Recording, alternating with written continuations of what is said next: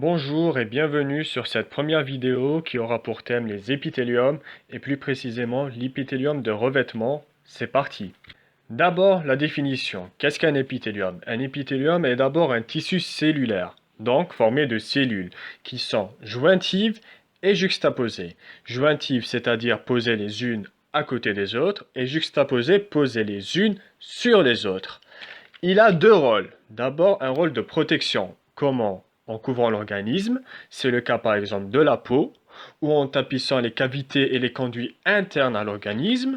Et deuxièmement, un rôle d'excrétion, c'est-à-dire en sécrétant des substances qui sont produites dans ces épithéliums. L'épithélium, tous les épithéliums reposent sur une lame basale. Cette lame basale, c'est ce qui va les séparer du reste des tissus et des autres épithéliums. Il existe très peu de substances cellulaires entre les cellules épithéliales et c'est là l'une des caractéristiques des épithéliums, c'est qu'il y a très peu de substances intercellulaires, aussi appelées par exemple matrices extracellulaires, entre les cellules épithéliales. Enfin, le renouvellement se fait par mitose, c'est-à-dire qu'au niveau de la lame basale, la première couche de cellules va se multiplier, puis se différencier, ce qui permet de renouveler les cellules qui meurent, qui sont mortes au fur du temps. Passons maintenant aux caractéristiques des épithéliums. La première caractéristique, c'est la polarité.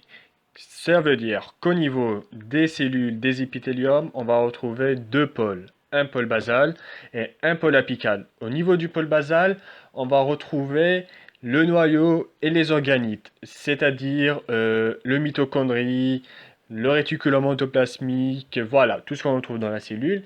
La partie apicale, quant à elle, est consacrée à l'excrétion et à la sécrétion des produits qui sont produits à l'intérieur des cellules. Et nous allons y revenir un peu plus tard. Deuxièmement, la cohésion. Comme nous avons dit tout à l'heure, les cellules dans les épithéliums sont jointives et juxtaposées. Sauf que pour que cela puisse se faire, il faut qu'il y ait une cohésion entre les cellules, qui se fait grâce à un ensemble de systèmes de jonction, qui est entre les cellules épithéliales, mais aussi entre les cellules et la lame basale. Parmi ces molécules qui permettent de faire ces jonctions, on retrouve les cadérines, les intégrines, la sélectine et les immunoglobulines. Alors, si vous êtes en première année, vous n'avez qu'à retenir ces noms-là. Vous n'avez pas à chercher en profondeur car vous aurez tout le temps d'y revenir, que ce soit en deuxième ou en troisième année. Troisièmement, ou du moins non, toujours deuxièmement, dans ces systèmes de jonction, on va retrouver deux types de systèmes. Des jonctions qui sont intercellulaires, c'est-à-dire entre les cellules, et des jonctions entre les cellules et la lame basale. Pour ce qui est des jonctions intercellulaires, nous avons des jonctions serrées, appelées zonula occludens, des jonctions d'ancrage, c'est-à-dire des jonctions adhérentes, aussi appelées zonula adherens, des desmosomes et des jonctions communicantes appelées gap junction. Donc il y a quatre, soit jonction serrée ou zonula occludens, jonction adhérente ou zonula adherens, desmosome et les jonctions communicantes ou gap junction. Ça, c'est pour les jonctions entre les cellules.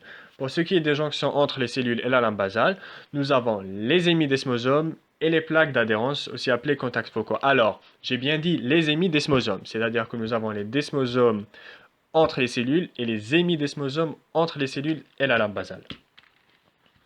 Maintenant, passons à l'épithélium de revêtement, le premier des épithéliums. Alors, bon, là, exemple tout simple d'épithélium de revêtement, l'épiderme, c'est-à-dire la peau. Ça, c'est pour vous donner une idée. Donc, la classification des épithéliums se fait sur plusieurs bases. D'abord, il y a la forme des cellules. Nous avons trois types de formes de cellules, trois formes de cellules. Soit des cellules de type pavimenteuse, c'est-à-dire plus large que haute, soit des cellules de type cubique, c'est-à-dire que la hauteur est égale à la largeur, comme un cube, ou enfin des cellules prismatiques, c'est-à-dire qu'elles sont plus hautes que larges. Ensuite, nous avons le nombre de couches de cellules. Deuxième façon de classifier et d'identifier les épithéliums de revêtement, le nombre de couches de cellules. Soit nous avons une couche de cellules, c'est les épithéliums simples, soit les épithéliums stratifiés, c'est-à-dire que nous avons plusieurs couches de cellules, ou alors des épithéliums pseudo-stratifiés. Qu'est-ce que ça veut dire? Ça veut dire que, en apparence, de prime abord, on a l'impression qu'il y a plusieurs couches de cellules, mais en fait, en y regardant de plus près, toutes les cellules de l'épithélium sont en contact avec la lame basale. Et c'est pourquoi nous les appelons les épithéliums pseudo-stratifiés. Voilà.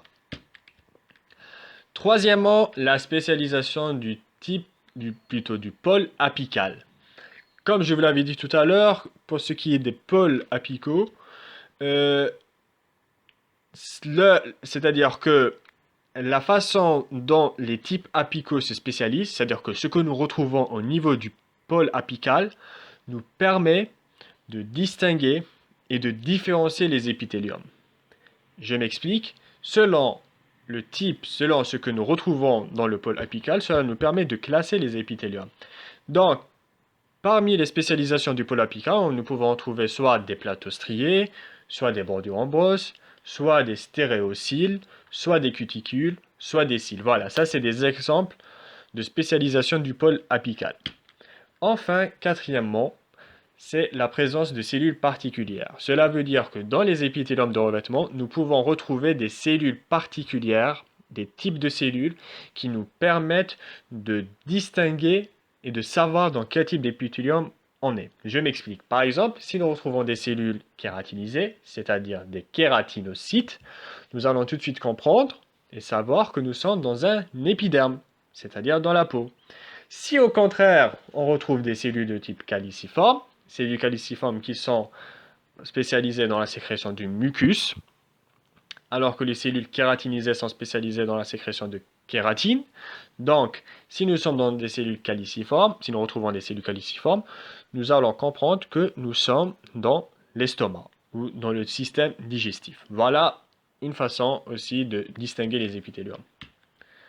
Donc, petit rappel sur les épithéliums de revêtement. Donc, comme nous avons dit, nous pouvons retrouver des épithéliums, et je vais y arriver, des épithéliums soit selon leur nombre de couches, simples, stratifiées, pseudo-stratifiées, ou encore selon la forme des cellules, cubiques, prismatiques, pavimenteux.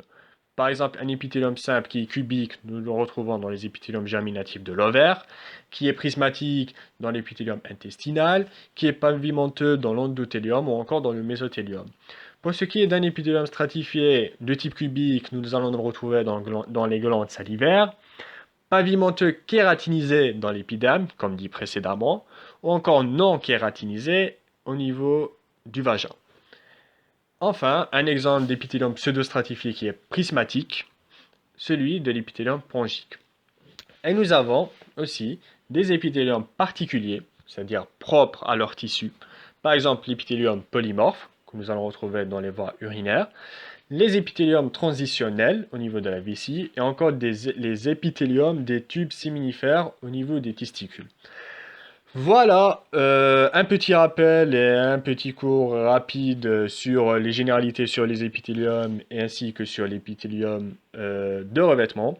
J'espère que ce cours, ce petit rappel vous aura été utile et vous aura servi, vous aura permis de mieux comprendre. Je vais essayer, ou du moins je ferai d'autres vidéos sur la suite des épithéliums et sur la biologie animale, pourquoi pas. Dites-moi ce que vous en avez pensé, dites-moi ce que je peux modifier ou encore améliorer. Abonnez-vous pour recevoir la suite des vidéos. Mettez un j'aime si ça vous a plu, mais vous n'êtes évidemment pas obligé. Vous retrouverez dans la description un lien où vous pourrez aller télécharger le PDF et du moins pas le PDF, télécharger le PowerPoint ainsi que consulter ce fichier en type Word. Voilà. Je vous souhaite bon courage et à une prochaine.